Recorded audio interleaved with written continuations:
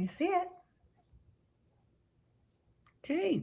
Hello and welcome to the next episode of the Perfectly Imperfect Spiritual Podcast. A place where we talk honestly about spirit, about being human, and about everything in between. No performance, no pretending to have life all figured out. Just real conversations, curiosity, and the reminder that perhaps we are not here to become someone else, but to remember who we have always been.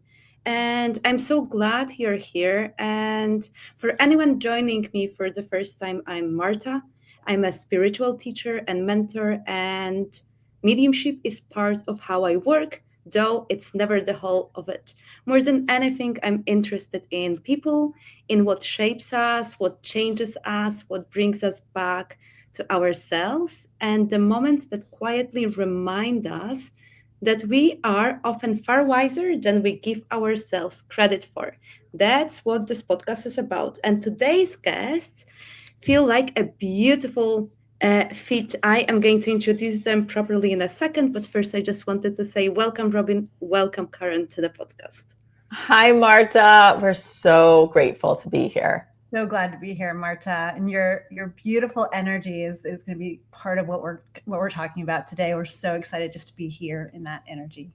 I'm so excited to have both of you too. I love the energy in the room. I just wanted to say hello first, and now I'm going to introduce you properly to anyone who's just new to your work. So, Robyn Brecker is the co founder of Seeking Center, a modern wellness and spiritual platform designed to guide you back to yourself. A former Oprah executive and Emmy Award winning producer, Robyn spent more than 20 years creating meaningful, impactful programming alongside some of the world's leading thought leaders, reaching and inspiring millions along the way. Through Seeking Center, spanning Seeking Center, the podcast, a private community, and a growing network of created shows and content, Robyn helps seekers cut through the noise and discover practices, products, and experiences that can be truly life changing. Think of it as your go to space to explore, grow, and reconnect to who you are and why you're here. An intuitive guide and lifelong seeker, Robyn is passionate about making spirituality feel accessible, relatable, and actually doable in real life. Her work is rooted in the belief that we all have the ability to connect with something greater and create lives that feel aligned, expansive, and deeply fulfilling. And we have Karen. Karen Loenser is the co founder of Seeking Center, an award winning producer, digital media executive, intuitive practitioner, and Amazon best-selling author passionate about helping people reconnect with themselves and live with greater purpose. After more than 20 years building digital platforms and producing content for companies including Warner Bros., Discovery, AT&T, and Discovery Plus, Karen now combines her expertise in storytelling with her lifelong passion for spirituality and personal growth. As co-host of Seeking Center, the podcast, she has interviewed hundreds of leading spiritual teachers, healers, and wellness experts, making complex spiritual concepts practical and accessible for everyday life. Karen is also the author of the Amazon best-selling book, Life Mapping, Decoding the Blueprint of Your Soul. Through Seeking Center, she and Robyn are creating a trusted destination for wellness and spirituality, helping people connect the dots, trust their intuition, and discover the path that's uniquely theirs. Robyn and Karen, again, thank you both so much for being here. Thank you, Marta. Yes, thank you for that introduction. We're just excited to have this conversation, this spirit-led conversation with you. Yes, and I would like to start it in a different way, but maybe it's not a different way, but what's been popping into my mind. Well, I would love to begin somewhere I think that we don't often begin, before Seeking Center, before Oprah, before the books, before the podcast, before any of the titles. I'm very curious. Who was the little girl? What brought her joy? and what made her curious? And if I met her back then, what do you think I would have noticed about her? Could you, Robyn, tell me first? And then I'll Ooh, ask her. that's so good. I love that question. I feel like, and when I think about little Robyn, I was always deeply curious and wanting to explore, whether it was running around outside and asking people questions, running through what, I when I was very little, I grew up in Brooklyn, New York, and I didn't have the freedom of really running around by myself a lot. And when I was 10, we moved. I might have even been 9. It was 9 or 10. I moved to Chicago, a suburb of Chicago. And at that point, I could run around and get lost.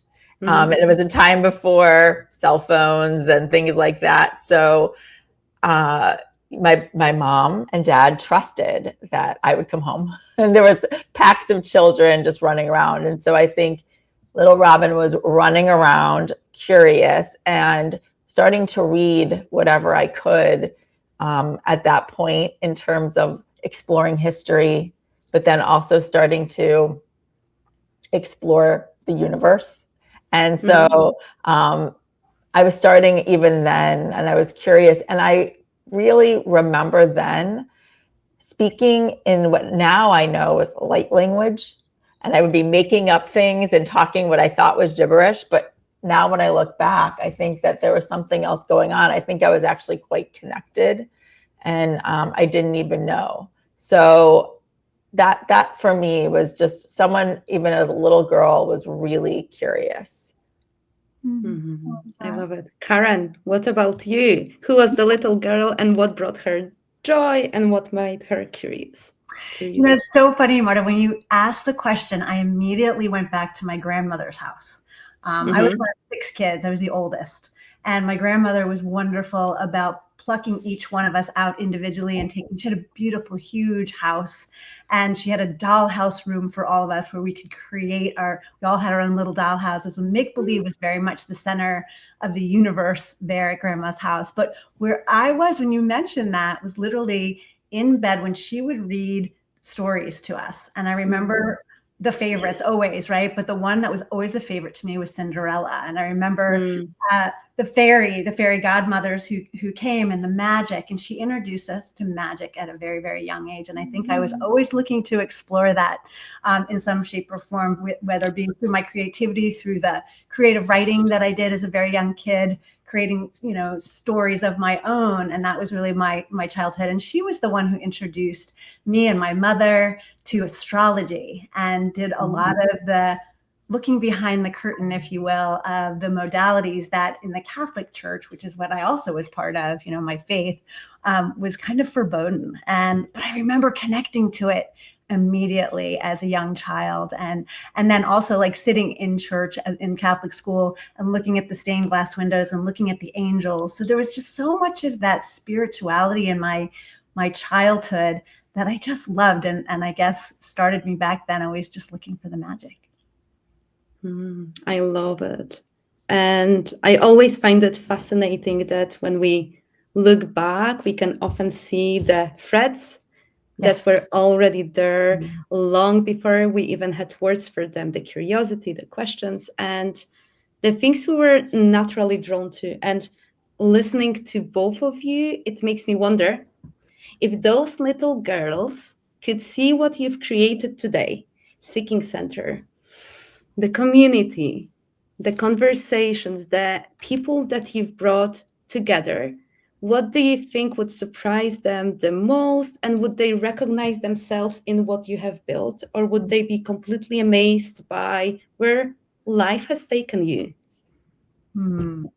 I mean, I know for me, it's honestly a little bit of both. I think I could never have dreamed that I would be talking to you, Marta, somewhere, through the magic of technology that we can, and that we can all be in different places having these conversations. And I feel like I couldn't have imagined the expansiveness of all of this.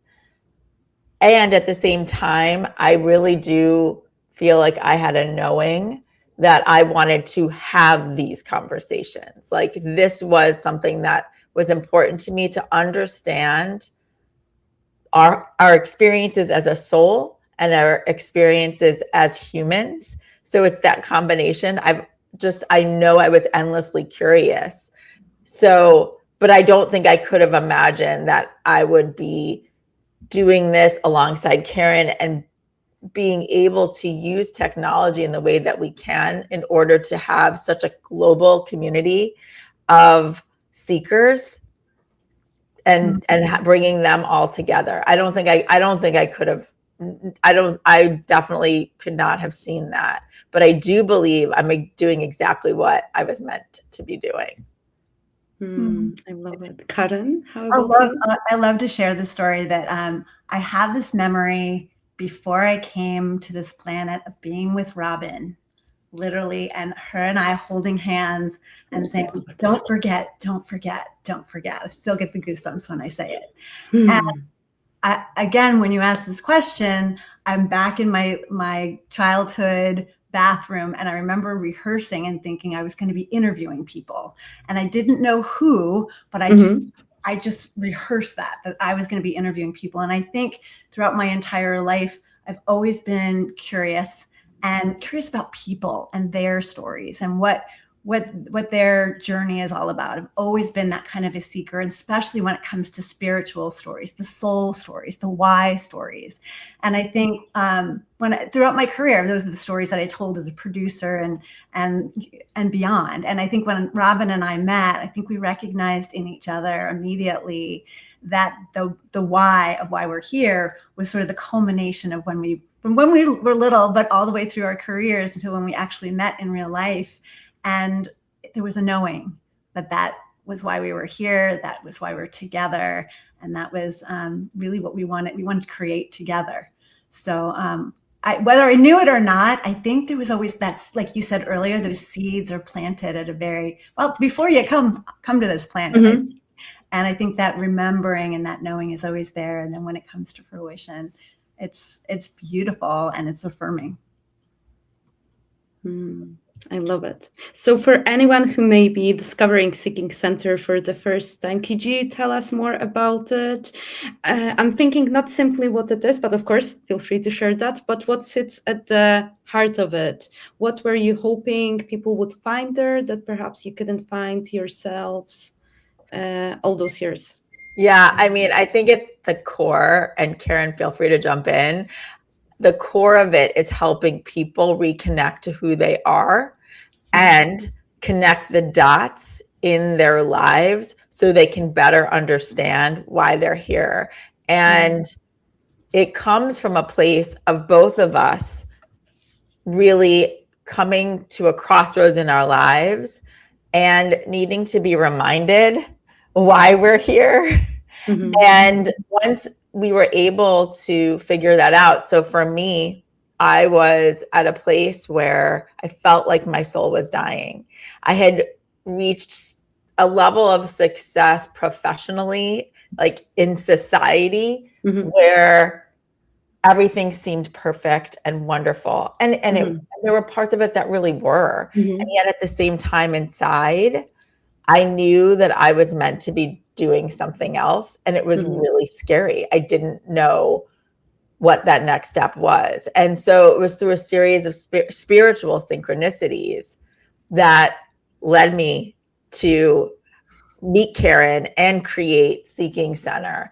And so once I understood that you could use different spiritual modalities as resources to better understand why you're here, and then also reconnect really with our own souls. That's all these answers actually lie within us. It's just helpful to have people bring them to light and receive validation over and over again from different people who didn't know each other and did not know me prior, my whole goal, once meeting Karen as well, was for us to help others have the ability to do this in their own lives.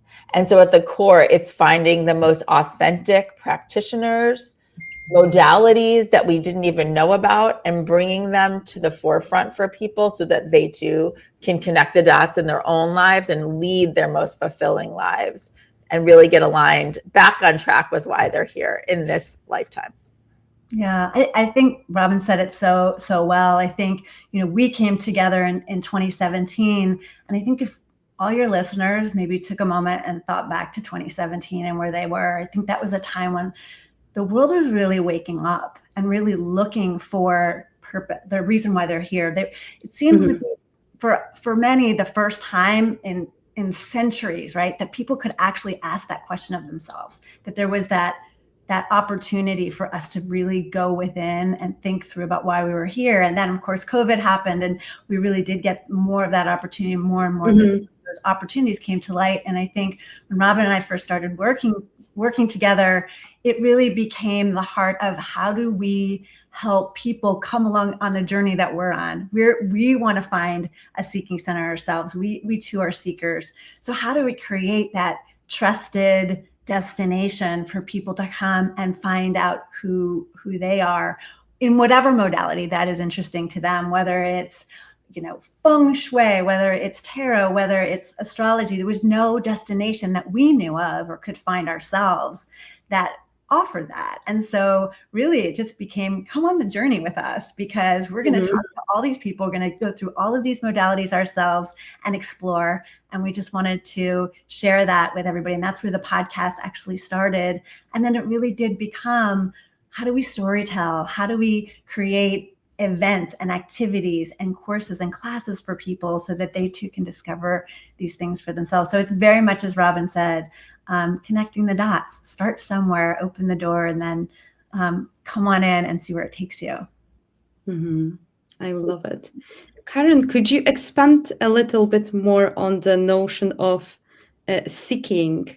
I think it's such a beautiful word because it doesn't assume we've arrived. It doesn't suggest we have all the answers, and it simply says we're willing to keep asking the questions. So I'm just curious, what does it actually mean for you to be a seeker? And I'm wondering whether this word has changed its meaning for you over the years. Wow, I love that question. And really, the word seeker, it just has such a resonance to it, doesn't it? It's exactly what you said, Marta.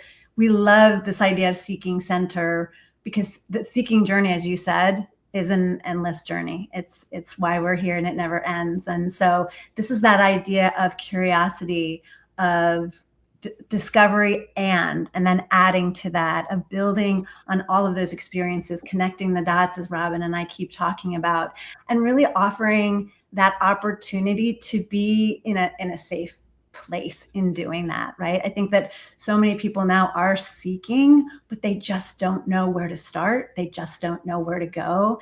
And we want to meet people where they are. So whether or not they're just beginning, or they've been, a seasoned seeker, as some of our friends are, this is the opportunity. And for me personally, I always like to say that we don't know all the answers, and we never will. And I think we need to step into that joy of the unknown versus that fear of the unknown. And that's what the seeking journey is. I love to think of it as like our exploration of our world, and always having that opportunity to find something new. But it doesn't end, and that's what I love most about it.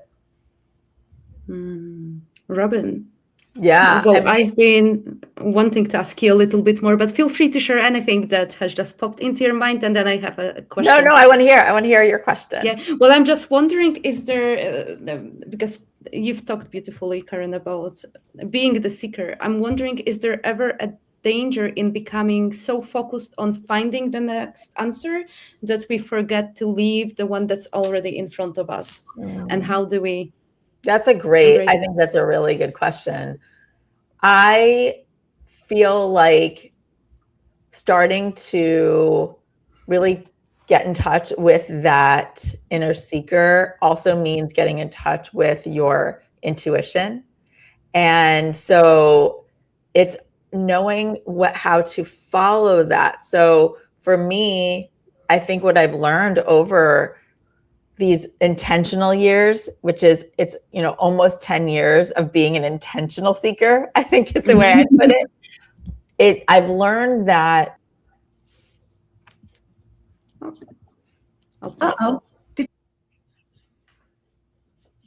So it's going on almost 10 years of being an intentional seeker. What I find is that I don't actually have to go pursue things anymore. They seem to just come. And so, and unless I get a real nudge to go look for the next thing or find that next person, that to me is also intuitive. So I've learned to trust, I think, is really what I'm trying to say, is that it's not always finding the next new thing. I think what I'm finding is that over these last almost 10 years, people who are meant to come into my life come in for a reason. And there's a knowing of when to amplify that and make them a part of Seeking Center or my life in a different way. So that's what I would say. What I've learned to do is really trust and ask when I need help in some way, whether that's in work or in life. The people, the answers, they do come. Beautiful. So the two of you, well, you've spent years listening to so many different people, spiritual teachers, scientists, authors, mystics, people from so many different walks of life. I'm curious, has all of those conversations made you more believing or more discerning? Because when someone sits in front of you and begins to share their work or their wisdom, what helps you recognize something that's genuinely grounded, not necessarily polished, not necessarily charismatic, but deeply true? I love that question. It's really at the heart of Seeking Center. Robyn and I early on recognized in each other that there was an energetic frequency that we recognized in certain people. And many, if not most, were not widely known practitioners. They were the ones that were just getting started, that were looking for an opportunity to talk to someone, to connect with others.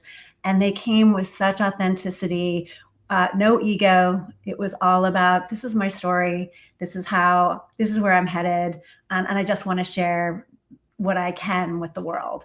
And that was really the basis, I think, for most of the people that we've ever, and just as Robyn said before, what's so interesting is these are the people that we find and they find us. It's not like we have to go out and look for them. It's not that we go and send them an email and hope they respond to us. It is like we're being magically connected to those souls, those teachers, those practitioners that I feel like we've known before we got here, and we're just reacquainting ourselves with each other. And that is the network that we have found. So it's just in terms of that authenticity, it is an energetic frequency that we just recognize, because just like you, Marta, we feel immediately like, oh yeah, we know Marta. We are all of that same frequency. So I don't know, Robyn, if you want to add to that. Yeah, no, I think I think you said that beautifully. I agree. Like there's this discernment in the sense of like, there is just a knowing that we have. And I love what Karen pointed out, which is that we really have one of our goals is to bring people who may not have the marketing know-how to the forefront, because we know their authenticity. One of the things that we both come from in terms of our professional backgrounds is working with talent over many, many years. And I do believe that is foundational in what we do now, because we can tell when people are the real deal in terms of who they are as a person and as a soul in this lifetime. We have no time for people who are not who they say they are. And so we are we are discerning, but there is a knowing pretty quickly if someone is authentic or not. Karen, I have a question for you. Well, Spirit wants you to talk about fear versus love. I know you've dedicated part of your I want to say life exploring those concepts. I'm just curious about perceiving, or a choice we have to perceive life through the lens of love versus fear. And because you write about how so many of our decisions come from either those two. I'm just curious. I will never say that life is simple, but I do believe through my experience that there are, when it all comes down to it, two choices you can make in life about anything, right? And you can feel it, and it's something that you can so easily teach people, and so easily we know already, but we forget. We know as little ones, and we forget growing up. But it is that decision between love or fear, and it really is that simple. And I think it can be the guideposts in which you move through your life. And it doesn't mean if you make a decision out of fear that it's the wrong one, right? It means that there's an opportunity for you to learn something through that experience. However, if you feel into any decision and anything that you do, the love part will always feel like light, and the fear part will always feel like dark. And if you can just sit in any decision, in any step that you're taking forward, in any moment that you may feel lost, and you give yourself that opportunity to either just slightly move towards that light and what feels better versus that which might feel scary or negative, that will guide you through your life. And in my experience too, in terms of the milestones, I actually mapped out my whole life and could see through all of the major experiences in my life, like a string of pearls, I like to say, that I wear around my neck. They were all moments that I made a decision between love and fear. And the love always taught me well, but the fear almost always taught me more. And so that's why I always want to say it's not bad if you make a decision towards fear. It's a really opportunity to grow. But I do think it comes down to it's a very simple way to live your life when there's so much complexity out there. So that's it. Robyn, and for you, I have a question. Can we still talk about love and fear? But I'm curious because, well, you've both interviewed and worked alongside so many people.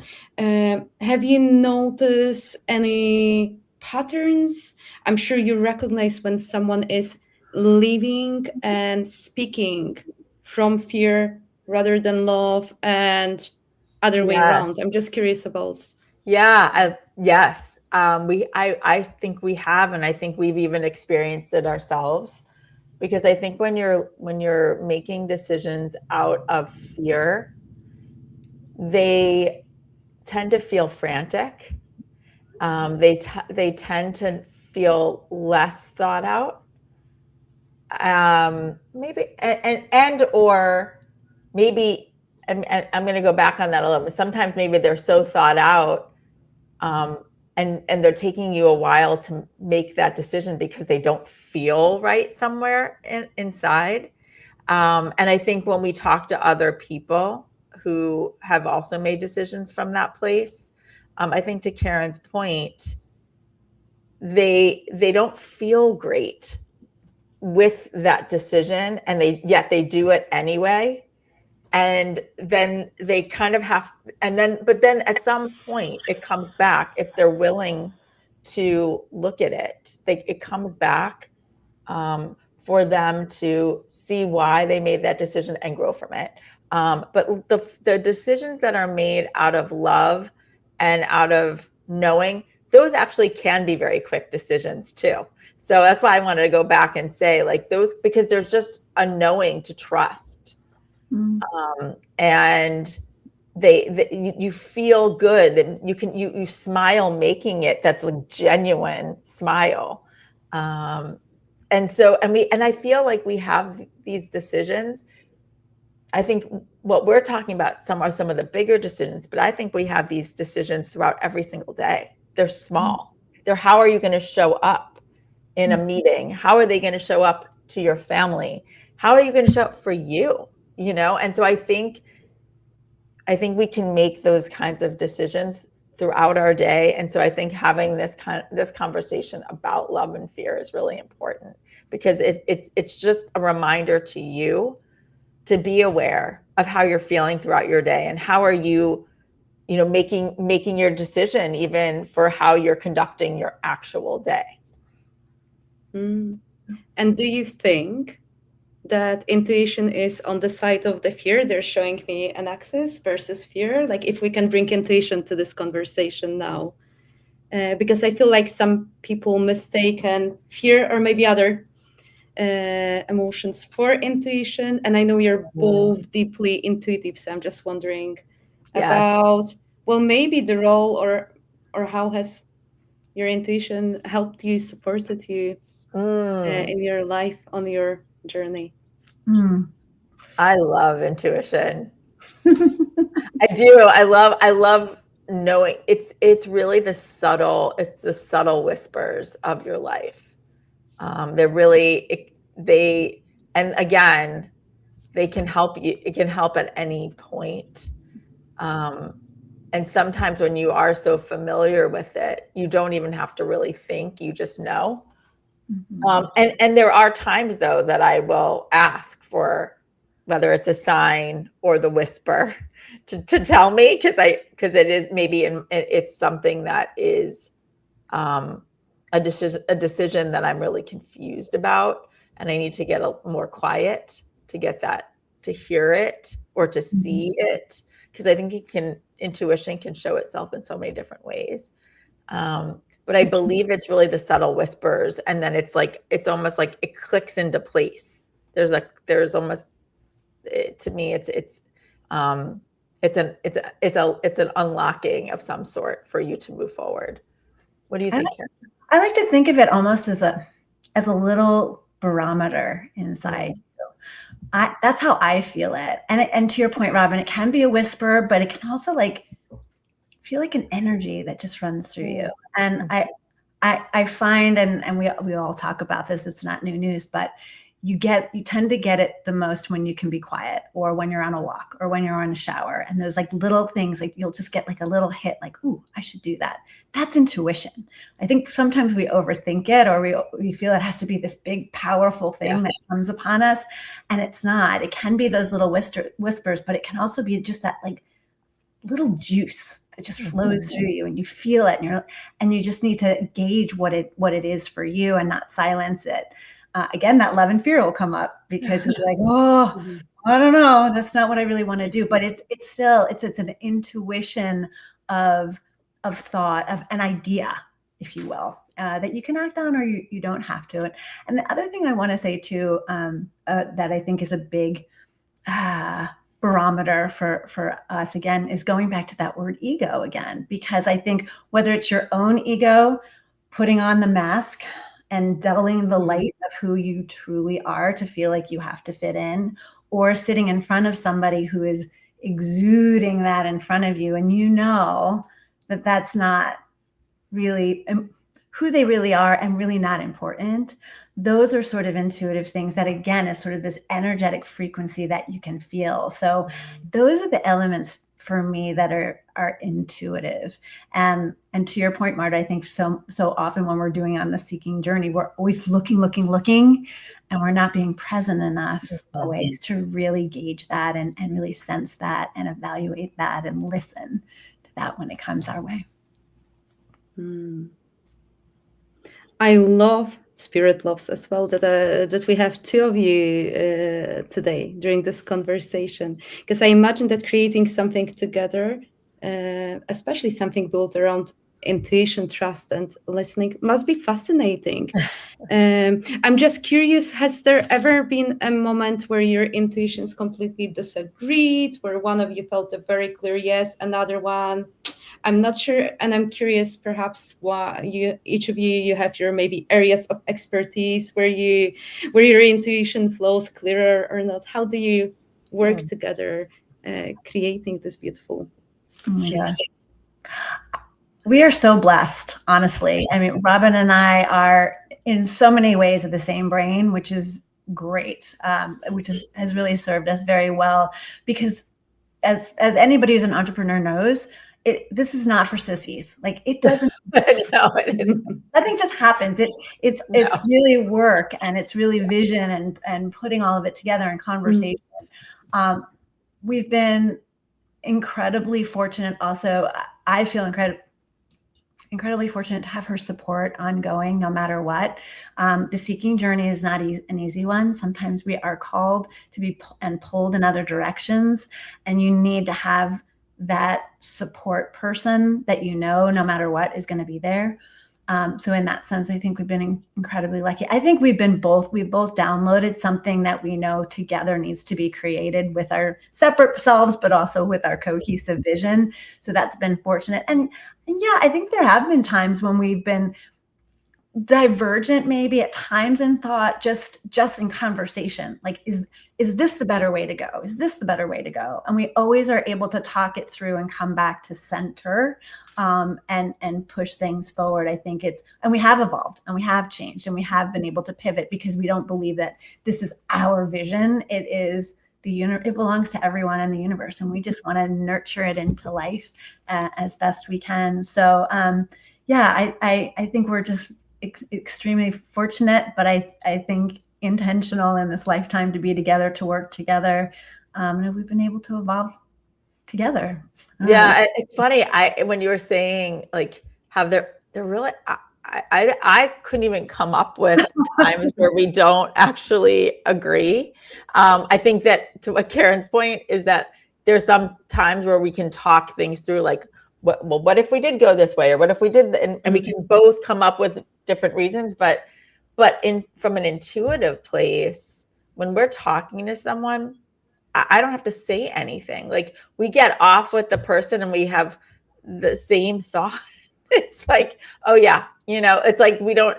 I think, and I don't know if that is just being somewhat programmed on that same frequency, or having just been working together for so long now. And what I love is being able, as Karen said, from a support perspective, we don't always wake up, all sunshine and whistling and and so but however, it's usually one of us might be like that, and at some days when the other person isn't, we're able to, like, bring that person up. And I think that is the other beautiful part of having this partnership, both for Seeking Center and in life. So we can help each other see things differently, which is really beautiful. What's something you admire about each other that perhaps you don't say often enough? I'm curious. Oh my gosh. I'm going to start with, I feel like we are actually really good. It kind of goes back to what I was just saying. It's like pumping each other up. Like, we are each other's cheerleaders. And so I think that what I most admire about Karen is her light and her energy. It is so bright, and it can really help serve so many people at once. It's so brilliant. And so when she's in her light, when she's feeling all of that, I feel really blessed to be a part of it. And what she does and helps to illuminate for so many along the way is see their own light. So she can really turn up any situation because of it. So that's what I would say. Oh, I think for me, the first thing that comes to mind is very easy, and that is Robyn has taught me unconditional love. And I don't think most of us find that in our lifetime. I feel, but there's in a friendship, in a partner, in a business partner, in me literally every day being able to come on a Zoom call, which every day we do, and show up who I am, and to be able to be seen for exactly who I am in that moment, and feeling completely trusted and safe is an incredible way to build a business together, let alone a friendship and everything else. And Robyn is that way with people, no matter who it is, no matter how they show up, she will shine her light as well. She won't meet them where they are. She will always be herself. And I love seeing that, because you don't always see that in the business world.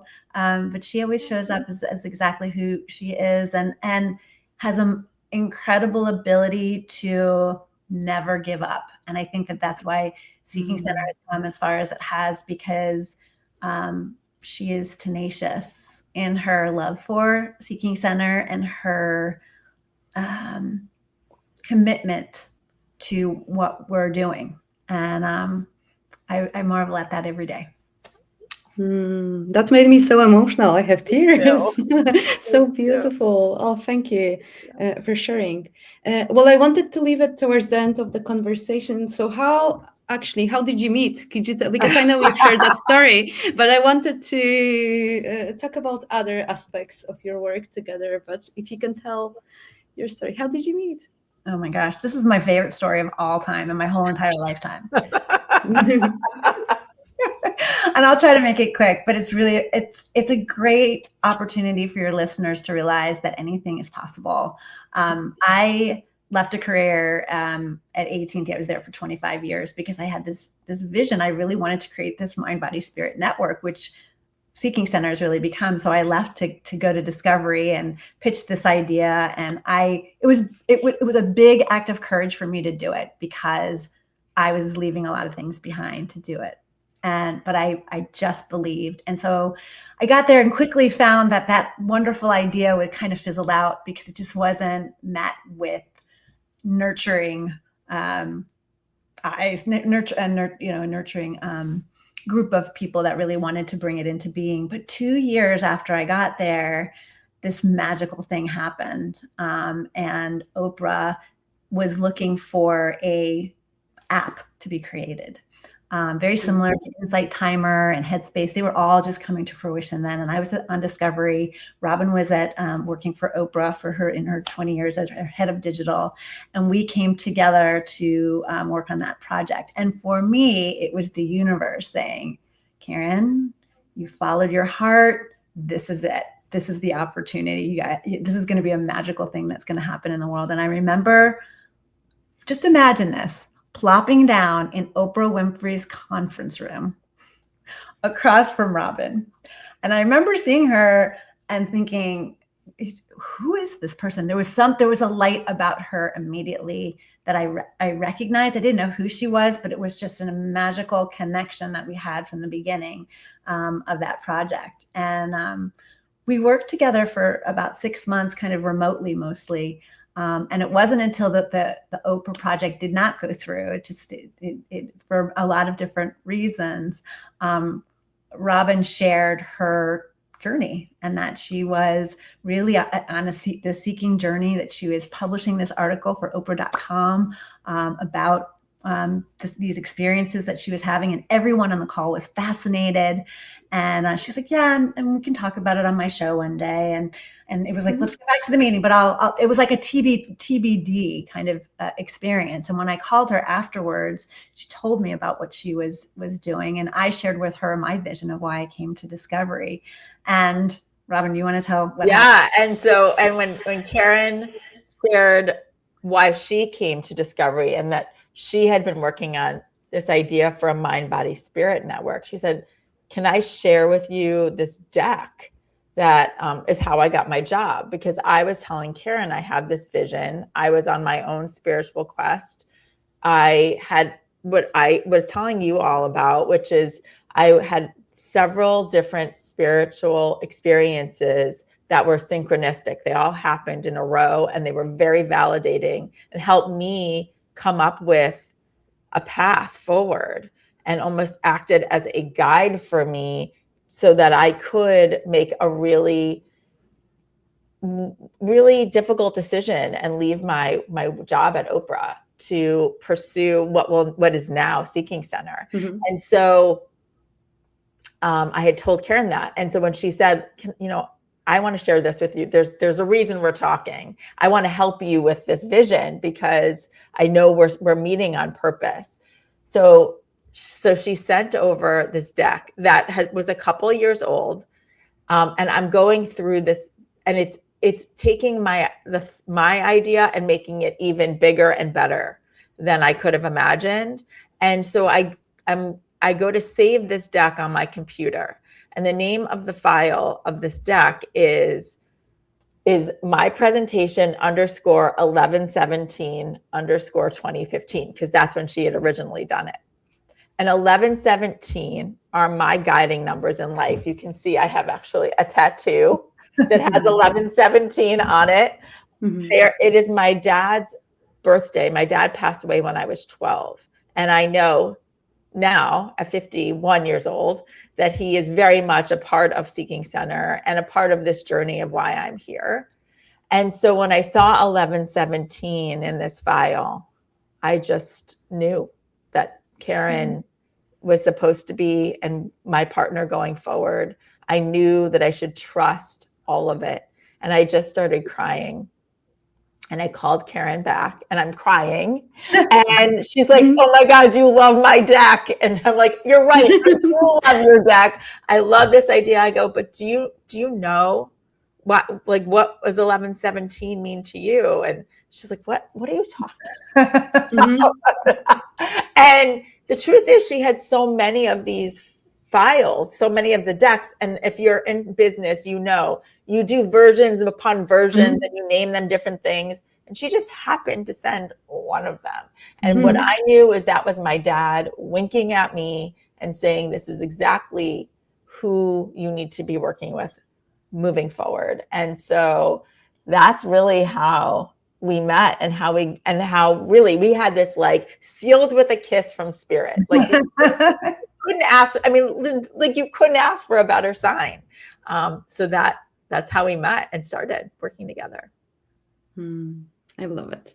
And where can people find you, and how they can join the Seeking Center? Yes, if you can. Yeah, so we have several different ways to find us. You can go to theseekingcenter.com.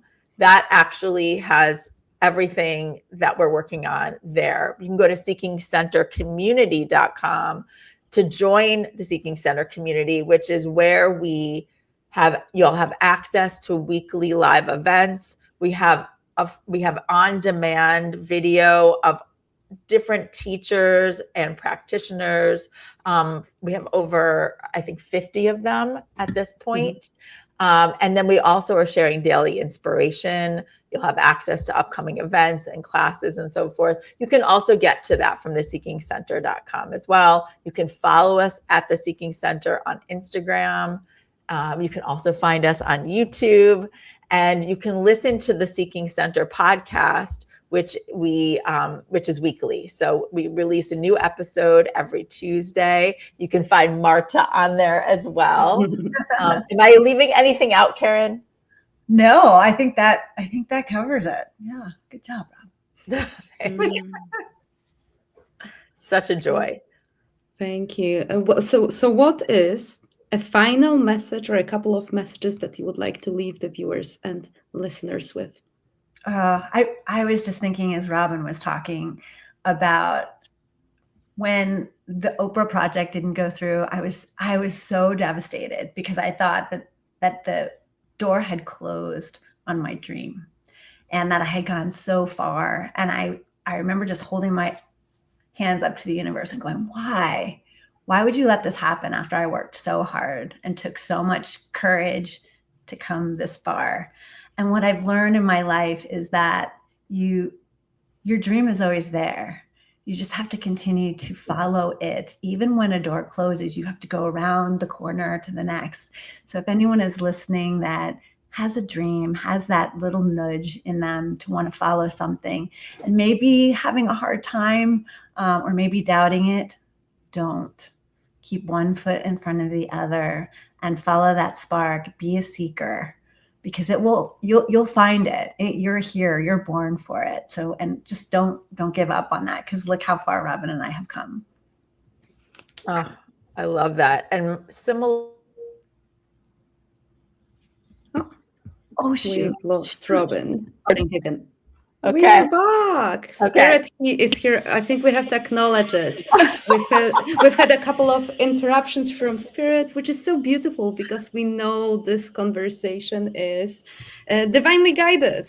It really is. It really is. I was just going to say that if you are at a crossroads in your life, for whatever reason, whether you lost somebody that's important to you, lost a job, getting divorced, you just feel lost, you feel like you don't know what to do, just ask for the signs, look for the signs, tap into those subtle whispers. This is so funny. We are back. We're back. I've just been mentioning to Karen, Spirit wants us to acknowledge that. So that has to stay. This is so funny how when high vibrational people gather, and then when Spirit's around, they love to interfere with the technology. So this is also one of the ways our loved ones can let us know that they're around. Oh my God. They are definitely here. I feel like thank you. I feel like my dad, my mom, Karen's grandmother, like sister, plus all the angels and our spirit guides and all of your team, Marta. They are like, this is an important conversation. It's like trust. Just trust that you're being led. Trust that you have this team. I think that's probably what they want us to acknowledge them, because I think what I was going to say is just know that if you're at that crossroads, there's going to be a path forward. I think, as Karen said, like when one door closes, another one opens, and it's all part of the journey. The journey isn't meant to just coast, right? Like the journey is, and even when you're a believer, even when you're practicing all these things, there are still challenging times. There are still times that are going to make you question everything. And that's on purpose. I really believe that. And so just know that we all are in it together, and that there are places like Seeking Center or wherever you feel comfortable to share this journey with others and find the support and the resources you need. You're just not alone. And I think I'm so grateful that we're creating a place like that, because I needed it. We created what we needed, as Karen said. I was so lost, and I had access to so much. And this, at that time, and yet I still didn't know who to go to. And so that's really the message. And I think them having all these technology issues, they're just like, we're here. They're winking. Yeah. Mm-hmm. Thank you, Robyn. Thank you, Karen, for coming to the podcast. Thank you for sharing your stories, opening your heart, and shining your light. I really appreciate you. Thank you. Oh, thank you, Marta. Thank you for shining your light. Thank you for sharing your journey and your intuition and your abilities with the world. We're all so much better for it. So thank you. You feel like this nurturing love every time we've talked to you. It's always felt like we've just been cocooned in a beautiful, beautiful light. And that's what's coming out of this podcast. And ideally, that's what we're all doing together, right? We're just amplifying light and love so that people feel the same. And I love it. And the 2 candles that I've got on my desk, without promoting any particular brand, one has love on it, and the other it has trust. So we have a validation. Thank you, everyone. whether you've been listening or watching this episode. And if something from today's conversation stayed with you, don't feel you have to rush to understand it. Sometimes the conversations that change us the most are the ones that continue long after they've ended. Look after your tender hearts, and I'll see you next time. Thank you, everyone. Goodbye.